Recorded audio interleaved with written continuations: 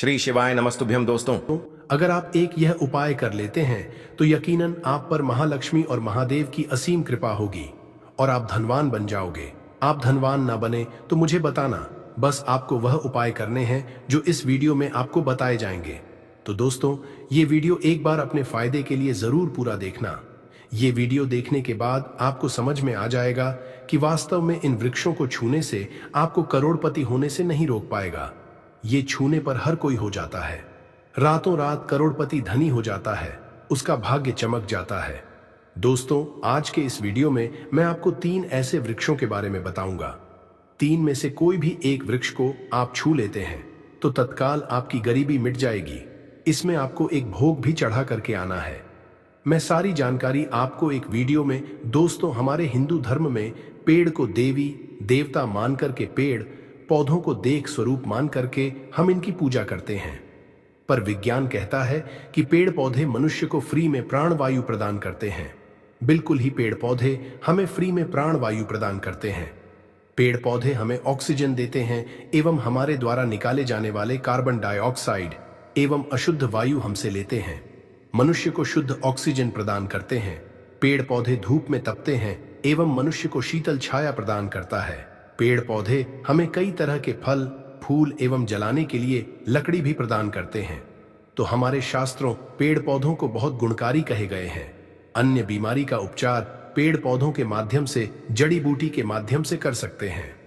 दोस्तों, भगवान श्री कृष्ण भी पेड़ पौधों को बहुत ही महत्व दिए हैं। वृक्ष जो पीपल के वृक्ष हैं, इसे वृक्षों का राजा कहा जाता है, क्योंकि पीपल वृक्ष की आयु अन्य वृक्षों की तुलना में बहुत अत्यधिक होती है। भगवान श्री कृष्ण ने स्वयं गीता में कहा है, मैं वृक्षों में पीपल का वृक्ष हूं, क्योंकि स्वयं पीपल के वृक्ष में भगवान विष्णु एवं माता लक्ष्मी जी निवास करती हैं। तो आपको महारात्रि के दिन आज की अगर आप वीडियो देखेंगे, आज की जो वीडियो का विषय है बहुत ही सुंदर है। आपको महारात्रि के दिन ये वृक्ष छू करके आ जाना है। आपकी गरीबी, रोग, दोष एवं समस्त विकार समाप्त हो जाएंगे। दोस्तों, हमारे धर्म में ऐसे अनेक वृक्ष हैं जो कल्याणकारी एवं मंगलकारी कहे गए हैं। ये वृक्ष मनुष्य के सभी तरह के कष्टों को दूर करते हैं, परेशानी को दूर करते हैं और दूर करने में समर्थवान भी हैं। तो आज की वीडियो मैं ऐसे 3 पवित्र वृक्षों के बारे में बताऊंगा जिसको आपको शाम के समय में छू करके आ जाना होता है, और साथ में आपको एक कपूर और आपको एक लौंग रखना है। मैं यही जानकारी नवरात्रि के समय में बताया था, परंतु नवरात्रि के समय में मैंने आपको टोटके नहीं बताए थे। मैं टोटके ऐसे बता रहा हूं कि इसी के साथ में आपको एक कपूर और एक लौंग वहां पर रखकर जाना है और इस वृक्ष के नीचे जलाना भी है। और मैं आप लोगों को वृक्ष को भोग के लिए, अर्थात वृक्ष को आप अपनी समस्या बोलेंगे, छूते ही आपकी गरीबी मिटेगी। बहुत अच्छी जानकारी है। और आपको भोग स्वरूप इसमें क्या लगाना है वह भी मैं जानकारी इस वीडियो में भी देखिए। अगर आप कठिन मेहनत करने के बाद भी एक दिन में 200 से 100 रुपए कमा रहे और वही एक मानव कम मेहनत करके 2000 रुपए कमा रहा है, तो कौन सा अच्छा है? 2000 कमाने वाला, 2000 रुपए कमाने वाला मानव कई तरह के करके सारी चीजों को, पैसों को तेजी से खींचने का काम करता है। दोस्तों देखिए, मैं अपने चैनल के माध्यम से आप सभी लोगों को अच्छी अच्छी जानकारी इसीलिए सिखाता हूं। कई लोग हमें कमेंट करके पूछते हैं, गुरुजी हमें एक वक्त की सही तरीके से रोजी रोटी नसीब नहीं हो पाती। हमारे पड़ोसी जो लाखों रुपए कमा रहे हैं, क्या इसमें हमारे भाग्य की गलती है? देखिए, भाग्य को आप मेहनत के द्वारा दूर कर सकते हैं, परंतु के समय में हमारे द्वारा किसी भी तरह की अनहोनी हो गई होती है या किसी भी तरह की हमारी कुंडली में दोष लग गया हो तो उसे दूर करने का काम करते हैं ये पेड़ पौधे। दोस्तों, ये पेड़ पौधे जितने भी होते हैं, ये अगर इन 3 वृक्षों में से अगर आप इसे जाकर के छू लेते हैं तो आपके जीवन में जो दोष लगे हैं, आपके जीवन में किसी भी तरह का आपको श्राप लगा है, हाय लगा है, बद्दुआ लगी है, तो ये पेड़ पौधे अंदर में खींच लेते हैं। ये अपने अंदर खींच करके अपनी डाली को, आपकी बद्दुआ के कारण अपनी छोटी सी डाली को तोड़ देते हैं। यानी कि इनकी छोटी सी डाली सूख जाती है और आपकी बद्दुआ के कारण जो सामने वाले ने आपको बद्दुआ दी थी और आप इसे छू करके आते हैं इन वृक्षों को, तो आपकी बद्दुआ इन वृक्षों में चली जाती है। इनकी एक डाली सूख जाती है। आप देख लेना और आप खुद देखना, वृक्ष को छूते ही बिल्कुल ही आप में ऐसा परिवर्तन आएगा कि उसी टाइम से आपके काम बनना शुरू हो जाएंगे। तो चलिए मैं आप लोगों को वृक्षों के बारे में बता दूं मैं पहले वाली वीडियो में भी बता चुका हूं कि नवरात्रि के समय में ये जो परिजात का वृक्ष होता है बहुत ही उत्तम वृक्ष समझा जाता है। परिजात का वृक्ष समुद्र मंथन से उत्पन्न हुआ था। आप सभी दर्शकों को ये जरूर पता, और ये देवराज इंद्र के नंदन वन में स्थापित किया गया था। ये जो देवराज जो नंदन वन है समझा जाता है स्वर्ग में वहां पर स्थापित करके रखे गए थे। परिजात वृक्ष भगवान श्री कृष्ण ने मानव जाति के जन्म कल्याण के लिए धरती लोक पर लाए थे। अगर किसी को हिंदू भाइयों को इनके बारे में जरूर पता होगा, सत्यभामा की कथा पढ़ी है तो जानकारी मिल सकती है। आप सर्च करके गूगल में भी देख सकते हैं। ऐसा समझा जाता है कि मनुष्य के शरीर में कितनी भी ज्यादा कान हो, बिल्कुल इस वृक्ष को छूते ही तत्काल समाप्त हो जाती है। बहुत से वृक्ष को थकान होने पर बिल्कुल इस वृक्ष को छूते हैं। बड़े बड़े राजनीतिक से जुड़े हुए लोग हैं। हमारे चैनल में बहुत से लोग राजनीतिक क्षेत्र से जुड़े हुए हैं, धर्म क्षेत्र से जुड़े हुए हैं। वे सभी लोग हमें जानकारी साझा भी करते हैं। दोस्तों, इस वृक्ष के नीचे ध्यान से सुनिएगा। इस वृक्ष के नीचे आपको जाना है और आपको घी का यहाँ पर दीपक जलाना है। अगर आप घी का जलाने में सामर्थ्य नहीं है तो कोई बात, आप कोई भी तेल का दीपक जला सकते हैं। सरसों के तेल का दीपक जला सकते हैं। एवं आपको करना क्या है, एक लौंग रखना है और एक कपूर रखना है, और आपको मनोकामना बोला है कि हे वृक्षराज, आप हमारी ये मनोकामना करें। आप मनोकामना वहां पर बोल देना, मैं यहां पर आपको नहीं कहूंगा। और इस वृक्ष को आपको छूना है, और छूने के बाद इस वृक्ष को परिजात का वृक्ष को मक्खन का भोग लगाना है। पारिजात के वृक्ष पर भगवान विष्णु जी, माता लक्ष्मी जी निवास करते हैं। शास्त्रों के अनुसार भगवान कृष्ण के ये स्वरूप कहे गए हैं, क्योंकि भगवान कृष्ण ने मानव जाति के कल्याण के लिए पारिजात के वृक्ष को नंदन वन से लाए थे।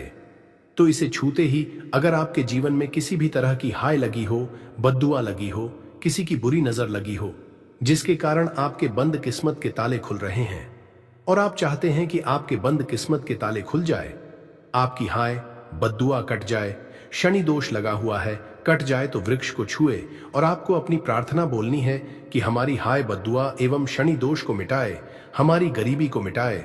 इस तरह से छूते हुए आपको प्रार्थना करना है। और एक लौंग और आपको एक कपूर तो जलाना ही है, और उसके ऊपर में एक लौंग डाल देना, और आपको मक्खन का भोग इसे लगा देना है। आप उसे देखना, टाइम से आपका शरीर हल्का लगना शुरू हो जाएगा और आपकी हाय बद्दुआ मिट जाएगी।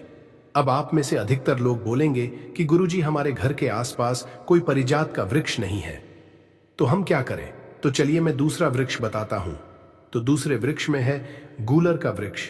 गूलर के वृक्ष को यहाँ पर मैं क्योंकि इतना उत्तम बताता हूं, क्योंकि गूलर के वृक्ष को स्वयं भगवान नरसिंह देव का वरदान हासिल है। क्योंकि गूलर के वृक्ष को नरसिंह देव ने स्वर्ण वरदान दिया है कि आपके वृक्ष पर, हे वृक्ष राज, मैं और आपकी जो माता लक्ष्मी है, हम आपके वृक्ष पर निवास करेंगे। और ऐसा भी कहा जाता है कि गूलर के वृक्ष के पास थे, अगर मुर्दे को जाए तो उसे सारे पुण्य को यह वृक्ष खींच लेता है। आप में से बहुत सारे लोगों को लोक कथा जरूर पता होगा। तो गूलर के वृक्ष को भगवान नरसिंह देव ने बहुत सारा वरदान दिया है कि आप लोगों के भी आपको करना क्या है, शाम को गूलर के वृक्ष के पास जाना है। आप घी का दीपक जला सकते हैं, सामर्थ्य नहीं है तो आप सरसों के तेल का दीपक भी जला सकते हैं, तिल का तेल का तक भी जला सकते हैं। तिल के तेल का दीपक वैसे गूलर के वृक्ष के नीचे जलाया जाता है, तो इसे बहुत ही शुभ समझा जाता है। आपको जलाना है, और आपको एक कपूर और एक आपको जैसे राखी है लौंग को जलाना है, जैसे अभी मैंने पहले भी बताया, इसी तरह से जलाना है और इसे छू करके प्रार्थना करना है। हे गूलर, हे वृक्षराज, हम आपसे प्रार्थना करते हैं। आपके वृक्ष पर स्वयं भगवान नरसिंह देव तथा माताजी विराजित हैं।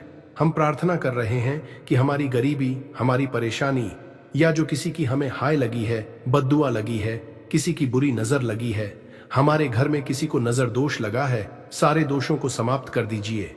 आप अपने अंदर समाहित कर लीजिए, खींच लीजिए। इस तरह से आपको प्रार्थना करना है, और गूलर के वृक्ष को आपको बताशे का भोग लगाना है। बताशे आपको समर्पित कर देने हैं, और उसी दिन आपको 5 कूलर के फल लाना है। ऐसा समझा जाता है कि जो मानव लाल कलर की चुनरी में बोलर के पके हुए फल को लाते हैं, बांध करके, और इसे पूजा करने के बाद और इसे धन पेटी में रखते हैं, तो ऐसा समझा जाता है आजीवन ऐसे मानव के जीवन में, ऐसे मानव के घर में धन दौलत की कमी कभी नहीं होती। कूलर के वृक्ष को साक्षात माता लक्ष्मी के स्वरूप कहे गए हैं। गूलर के वृक्ष पर माता लक्ष्मी नरसिंहदेव विराजमान रहते हैं। तो आपको काम करना है, आपको प्रार्थना बोलते हुए आपको इसे छूना है और जो मैं प्रक्रिया बता रहा हूं वही प्रक्रिया करना है। 5 इसके फल जरूर ले आना और ला करके पूजा पाठ करने के बाद आपको इसे अपने धन स्थान में जरूर रखना है। आजीवन आपके जीवन में धन की कमी कभी नहीं होगी। दोस्तों चलिए मैं आप लोगों को इसके बाद तीसरा पौधा बता देता हूं। तीसरा पौधा है बेल का वृक्ष। मैं आप लोगों को कई कथाओं में बता चुका हूं कि ये जो बेल के वृक्ष हैं माता पार्वती के स्वरूप कहे गए हैं। तो ये वृक्ष माता पार्वती के पसीने से उत्पन्न हुए हैं। स्कंद पुराण में बहुत ही स्पष्ट तरीके से बताया गया है। इसके पत्ते में शिव और डाली में पार्वती, जड़ में ब्रह्मा एवं तन में विष्णु जी स्वयं रहते हैं। संध्या काल में ऐसा जाता है कि शिव मंदिर के समीप में जो बेल के वृक्ष हैं इसके नीचे में अगर कोई भी मानव अगर संध्या काल में उसे तो डेली जलाना चाहिए, परंतु अगर 1 जनवरी के दिन संध्या काल में अगर भगवान शंकर जी का कोई विशेष मंदिर है तो उसके किनारे में जो कोई बेल का वृक्ष हो वहां पे बिल्कुल आप ये घी का दीपक जला दीजिए। इसे बहुत ही उत्तम कहा गया है। वैसे अगर आप घी का दीपक जलाते हैं तो आपको धन आरण एवं परम शिव भक्त भक्ति होती है। दोस्तों इस वृक्ष को छूने से पाप तत्काल नष्ट हो जाती है। कैसा भी आपके जीवन में पाप हो दूर हो जाते तो आपको करना क्या है? देखिए जो बेल के वृक्ष हैं इसे बहुत ही उत्तम कहे गए हैं। माता लक्ष्मी को भी बेल के वृक्ष का अवतार लेना पड़ा था। एक कथा के अनुसार इसके बारे में मैं एक कथा भी बता दूंगा कि क्यों माता लक्ष्मी को बेल के रूप में बेल के वृक्ष में अवतरित होना पड़ा था। मैं इसके बारे में भी एक कथा भी आपको बता दूंगा। तो आपको एक दिन के नीचे हो सके तो घी का दीपक जरूर जलाएगा। का दीपक बहुत ही उत्तम कहे गए हैं। अन्य वृक्षों को आपने मक्खन चढ़ाया, बताशे का भोग लगाया। बेल के वृक्ष को माता पार्वती तथा भगवान शंकर के स्वरूप ही कहेंगे। बेल के जो वृक्ष की जड़ होती है, इसके जो मूल भाग होते हैं, इसमें समस्त तीर्थ आकर के निवास करते हैं। इसीलिए सावन के महीने में कहा जाता है जो लोग अगर तीर्थ धाम नहीं जा सकते, तीर्थों के दर्शन नहीं कर पाते, तो ऐसे बेल वृक्ष के नीचे में 1 महीने तक घी का दीपक जला लेते हैं तो संपूर्ण भी तीर्थ होते हैं। इसके घूमने का बराबर पुण्य की हासिली होती है। मैं इसीलिए सारी जानकारी, गुप्त रहस्य जानकारी बताता हूं जिससे आप सभी दर्शकों को कल्याण, आप सभी दर्शकों का बिल्कुल आध्यात्मिक उन्नति हो। सभी को धन की जरूरत नहीं होती, किसी को पुण्य की हासिली की जरूरत होती है। कोई आध्यात्मिक उन्नति करना चाहते, इसीलिए इस तरह के छोटे छोटे गुण भरे रहस्य जानकारी वीडियो बता देता हूं। दोस्तों अब करना क्या है, दिन इसको छूना है, माता पार्वती से प्रार्थना लगाना है कि हे माता पार्वती, आप ही शक्ति स्वरूपा है, लक्ष्मी है, धन की देवी है, आप ही संसार को चलाने वाली देवी है। इस तरह से प्रार्थना करते हुए इस वृक्ष को छूना है और बोलना है मेरी गरीबी मिटाए, माता मेरी निर्धनता को मिटाए, मेरे जीवन में चल रही परेशानियां, सारी परेशानियों को दूर करें। इस तरह प्रार्थना करते हुए आपको एक कपूर और एक लौंग को भी जला देना है। और एक काम जरूर है, जलाने के बाद इस वृक्ष को आपको बोलना है कि मैं भोग स्वरूप आपको धतूरे के पत्ते एवं धतूरे के फल समर्पित करूं, आप स्वीकार करें। दोस्तों इस वृक्ष के जड़ के नीचे में भी आपको धतूरे के फल एवं पुष्प को, पुष्प है तो पुष्प भी रख सकते हैं, फिर पत्ते रख दीजिए। और अब वृक्ष को छूना है प्रार्थना करते हुए कि हमारी गरीबी मिटाए, हमारी निर्धनता मिटाए। दोस्तों बिल्कुल ही आपके जीवन में कभी गरीबी नहीं आएगी। और एक प्रार्थना करना है, किसी की हाय लग गई हो, बद्दुआ लग गई हो, किसी का दोष लगा हो जिसके कारण हमारे आध्यात्मिक उन्नति नहीं हो पा रही हो, तो आप जो है हाय बदुआ किसी का दोष लगा हो उसे तुरंत दूर करें। शनि राहु केतु का अगर दुष्असर लग रहा हो, ग्रहों में से कोई नवग्रह हमें पीड़ित कर रहा हो, या फिर किसी भी हमारे पूर्वजों द्वारा किसी भी तरह का हमें पितृदोष लगा हो, क्योंकि पितृदोष लगने के कारण मानव की आत्मिक उन्नति भी नहीं हो पाती, तो आप बोलना कि समझते तरह के दोषों को आप दूर करें, अपने अंदर में खींच लीजिए और आप हमें दोष मुक्त कर दीजिए। तो इस तरह से आपको यह प्रार्थना करना है। और एक काम आपको जरूर करना चाहिए, आपको दीपावली के दिन धर्म शास्त्रों में कहे गए हैं, बहुत लोग भी बताते हैं, हमारे गुरुजी भी कहा करते थे, दीपावली के दिन अगर बेल के वृक्ष की जड़ में मिश्रित युक्त जो मिश्री आती है खाली खाली, आप सभी दर्शक को जरूर पता होगा, शक्कर टाइप की होती है, तो आपको मिश्री डाला हुआ दूध अगर आप इनकी जड़ में डालते हैं तो ऐसा कहा गया है कि ऐसा मानव कभी निर्धन नहीं होते।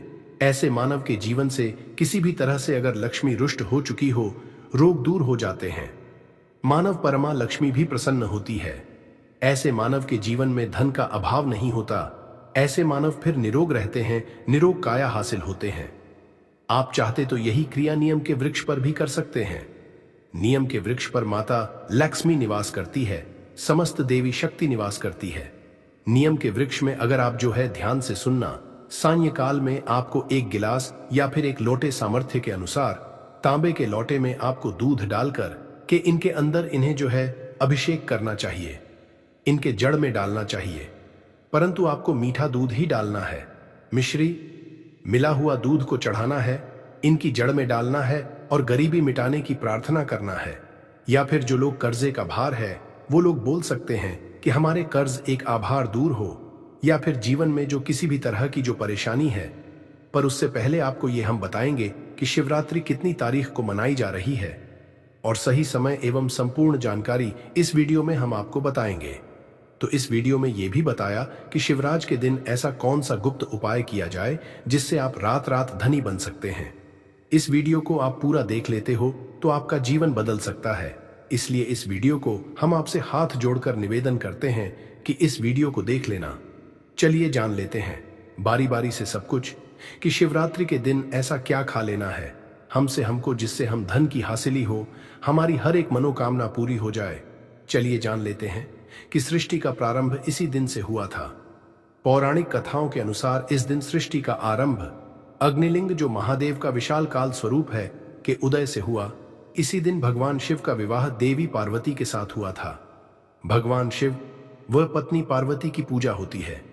ये पूजा व्रत रखने के दौरान की जाती है। देवों महर्षि ईशान संहिता में बताया गया है कि कृष्ण चतुर्दशी की रात्रि में आदिदेव भगवान शिव करोड़ों सूर्यों के समान असर वाले शिवलिंग रूप में प्रकट हुए थे।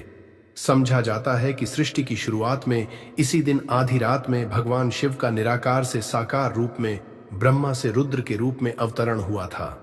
प्रलय की बेला में इसी प्रदोष के समय भगवान शिव तांडव करते हुए ब्रह्मांड को तीसरे नेत्र की ज्वाला से भस्म कर देते हैं। इसलिए इसे शिवरात्रि या जलरात्रि भी कहा गया है। शिकारी ने उसे भी जाने दिया। 2 बार शिकार को खोकर उसका माथा ठनका, वह चिंता में पड़ गया। रात्रि का आखिरी पहर बीत रहा था। तभी एक अन्य बच्चों के साथ उधर से निकली शिकारी। यह स्वर्णिम अवसर था। उसने धनुष पर तीर चढ़ाने में देर नहीं लगाई। वह तीर छोड़ने ही वाला था कि बोली, हे पार्थी, मैं इन बच्चों को इनके पिता के हवाले करके लौट आऊंगी। इस समय मुझे शिकारी हंसा और बोला, सामने आए को छोड़ दूं। मैं ऐसा मूर्ख नहीं। इससे पहले मैं 2 बार अपना शिकार खो चुका हूं। मेरे बच्चे भूखा प्यास से तड़प रहे होंगे। उत्तर मैंने फिर कहा, जैसे तुम्हें अपने बच्चों की ममता सता रही है, ठीक वैसे ही मुझे भी। इसलिए सिर्फ बच्चों के नाम पर मैं थोड़ी देर के लिए जीवन दान मांग रही हूं। हे पार्थी, मेरा विश्वास कर, मैं इन्हें इनके पिता के पास छोड़कर तुरंत लौटने की प्रतिज्ञा करती हूं। दोस्तों, आगे जानकारी बताने से पहले आपसे एक छोटा सा अनुरोध करना चाहेगा कि आप अपनी राशि को कमेंट बॉक्स में जरूर डाल दें, क्योंकि हम राशि से जुड़ा आपका भाग्य भी बताएं और भाग्य में चल रही परेशानियों को दूर करने के लिए वह उपाय भी बताते हैं। इसलिए आप अपनी राशि को कमेंट बॉक्स में जरूर ही डाल दें, जिससे कि हम आपको विशेष रूप से उपाय बता सकें। चलिए आगे जानते हैं दोस्तों। वीडियो बीच में छोड़कर मत जाना, क्योंकि हम अंत जो उपाय आपको बताएंगे वह आपकी जीवन बदल सकता है। इसलिए इस वीडियो का एक भी पार्ट आप मिक्स मत करना, नहीं तो बहुत बड़ा नुकसान हो सकता है। इसलिए वीडियो को पूरा देखें। मृगी का दीन स्वर सुनकर शिकारी को उस पर दया आ गई। उसने उस मृगी को भी जाने दिया। शिकार के अभाव में बेल वृक्ष पर बैठा। शिकारी बेलपत्र तोड़ तोड़ कर नीचे फेंकता जा रहा था। पांव फटने को हुई तो एक हिष्ट पुष्ट मृग उसी रास्ते पर आया। शिकारी ने लिया कि इसका शिकार वह जरूर करेगा। शिकारी देखकर मृग विनीत स्वर में बोला, हे पारधी भाई, अगर तुमने मुझसे पूर्व आने वाली 3 मृगियों तथा छोटे छोटे बच्चों को मार डाला है तो मुझे भी मारने में विलंब ना करो, ताकि मुझे उनके वियोग में एक क्षण भी दुख ना सहना पड़े। मैं उन मृगियों का पति हूं। अगर तुमने उन्हें जीवन दान दिया है तो मुझे भी कुछ क्षण का जीवन देने की कृपा करो। मैं उनसे मिलकर तुम्हारे समक्ष उपस्थित हो जाऊंगा। मृग सुनते शिकारी के सामने पूरी रात का घटना चक्र घूम गया। उसने सारी कथा मृग को सुना दी। तब मृग ने कहा, मेरी तीनों पत्नियां जिस प्रकार प्रतिज्ञाबद्ध होकर गई हैं, मेरी मृत्यु से अपने धर्म का पालन नहीं कर पाएंगी। जैसे तुमने उन्हें विश्वास पात्र मानकर छोड़ा है, वैसे ही मुझे भी जाने दो। मैं उन सबके साथ तुम्हारे सामने शीघ्र ही उपस्थित होता हूं। उपवास, रात्रि जागरण तथा शिवलिंग पर बेलपत्र चढ़ने से शिकारी का हिंसक हृदय निर्मल हो गया था। उसमें भगवत का वास हो गया था। धनुष तथा बाण उसके हाथ से सहज ही छूट गया। भगवान शिव की अनुकंपा से उसका हिंसक हृदय कार्मिक भावों से भर गया। वह अपने अतीत के कर्मों को याद करके पश्चाताप की ज्वाला में जलने लगा। थोड़ी ही देर बाद वह मृग सब परिवार शिकारी के समक्ष उपस्थित हो गया ताकि वह उनका शिकार कर सके। किंतु जंगली पशुओं की ऐसी सत्यता, सात्विकता एवं सामूहिक प्रेम भावना देखकर शिकारी को बड़ी ग्लानि हुई। उसके से आंसुओं ही झड़ी लग गई। उस मृग परिवार को न मारकर शिकारी ने अपने कठोर हृदय को जीव हिंसा से हटा सदा के लिए कोमल एवं दयालु बना लिया। देवलोक से समस्त देव समाज भी इस घटना को देख रहे थे। घटना की परिणीति होते ही देवी देवताओं ने पुष्प वर्षा की। तब शिकारी तथा मृग परिवार मोक्ष को हासिल हुए। इस अवसर पर भगवान शिव का अभिषेक अनेकों प्रकार से किया जाता है। जलाभिषेक जल से और दुग्धाभिषेक दूध से। बहुत जल्दी सुबह सुबह भगवान शिव के मंदिरों पर भक्तों, जवान और बूढ़ों का तांता लग जाता है। वे सभी पारंपरिक शिवलिंग पूजा करने के लिए जाते हैं और भगवान से प्रार्थना करते हैं। भक्त सूर्योदय के समय पवित्र स्थानों पर स्नान करते हैं, जैसे गंगा या खजुराहों के शिवसागर में या किसी अन्य पवित्र जल स्रोत में। एक ही अनुष्ठान है जो सभी हिंदू त्योहारों का एक महत्वपूर्ण हिस्सा है। पवित्र स्नान के बाद स्वच्छ वस्त्र पहने जाते हैं। भक्त शिवलिंग करने के लिए मंदिर में पानी का बर्तन ले जाते हैं। महिलाओं और पुरुषों दोनों सूर्य, विष्णु और शिव की प्रार्थना करते हैं। मंदिरों में घंटी और शंकर जी की जय ध्वनि गूंजती है। भक्त शिवलिंग की 3 या 7 बार परिक्रमा करते हैं और फिर शिवलिंग पर पानी या दूध भी डालते हैं। हालांकि इन सभी अनुष्ठान का वर्णन हमारे पवित्र शास्त्रों में कहीं पर भी नहीं है, जिससे ये शास्त्रानुकूल साधना नहीं है। शिव पुराण पूजा में 6 वस्तुओं को जरूर शामिल करना चाहिए: शिवलिंग का पानी, दूध और शहद के साथ अभिषेक, बेर या बेल के पत्ते जो आत्मा की शुद्धि का प्रतिनिधित्व करते हैं, सिंदूर का पेस्ट स्नान के बाद शिवलिंग को लगाया जाता है, पुण्य का प्रतिनिधित्व करता है, फल जो दीर्घायु और इच्छाओं की संतुष्टि को दर्शाते हैं, जलती धूप, धन, उपज, अनाज, दीपक जो ज्ञान की हासिली के लिए अनुकूल है, और पान के पत्ते सांसारिक सुखों के साथ संतोष अंकन करते हैं। 10 अभिषेक में निम्न वस्तुओं का उपाय नहीं किया जाता है: तुलसी के पत्ते, हल्दी, चंपा और केतकी के फूल। 11 भगवान शिव की अन्य पारंपरिक पूजा संपादित करें। मुख्य लेख: ज्योतिर्लिंग। 12 ज्योतिर्लिंग प्रकाश के लिंग जो पूजा भगवान शिव के पवित्र धार्मिक स्थल और केंद्र हैं, वे स्वयं भू के रूप में जाने जाते हैं, जिसका अर्थ है स्वयं उत्पन्न 12 स्थानों पर 12 ज्योतिर्लिंग स्थापित हैं। 100 यह शिवलिंग गुजरात के काठियावाड़ में स्थापित है। 2 श्री शैल मल्लिकार्जुन मद्रास में कृष्णा नदी के किनारे पर्वत पर स्थापित है। श्री शैल मल्लिकार्जुन शिवलिंग 3 महाकाल उज्जैन के अवंती नगर में स्थापित महाकालेश्वर शिवलिंग जहां शिवजी ने दैत्यों का नाश किया था। चारेश्वर मध्य प्रदेश के धार्मिक स्थल ओंकारेश्वर में नर्मदा तट पर पर्वतराज विंध्य की कठोर तपस्या से खुश होकर वरदाने देने हुए यहां हुए थे। शिवजी जहां मंगलेश्वर ज्योतिर्लिंग स्थापित हो गया। 5 नागेश्वर गुजरात के द्वारका धाम के निकट स्थापित नागेश्वर ज्योतिर्लिंग। 6 झारखंड के बैद्यनाथ धाम में स्थापित शिवलिंग। 7 भीमाशंकर महाराष्ट्र की भीमा नदी के किनारे स्थापित भीमशंकर ज्योतिर्लिंग। 8 त्रिंबकेश्वर नशे महाराष्ट्र से 25 किलोमीटर दूर त्रिंबकेश्वर में स्थापित ज्योतिर्लिंग के औरंगाबाद जिले में एलोरा गुफा के समीप विशाल गांव में स्थापित विश्वेश्वर ज्योतिर्लिंगा। 10 केदारनाथ हिमालय का दुर्गम केदारनाथ ज्योतिर्लिंगा हरिद्वार 150 पर मील दूरी पर स्थित है। 11 काशी विश्वनाथ बनारस के काशी विश्वनाथ मंदिर में स्थापित विश्वनाथ ज्योतिर्लिंग। 12 रामेश्वरम तिरुचिरापल्ली मद्रास समुद्र तट पर भगवान श्री राम द्वारा स्थापित रामेश्वरम ज्योतिर्लिंग। चलिए अब जान लेते हैं ऐसी कौन सी उपाय किए जाए जिससे हमें लाभ ही लाभ हो और हमारे जीवन में चल रही समस्याओं या आपकी जो मनोकामना है उसे पूर्ण करने का महा उपाय अब हम आपको बताने जा रहे हैं। इसी दिन भगवान शिव अर्धरात्रि में ब्रह्मा जी के अंश से लिंग रूप में प्रकट हुए थे।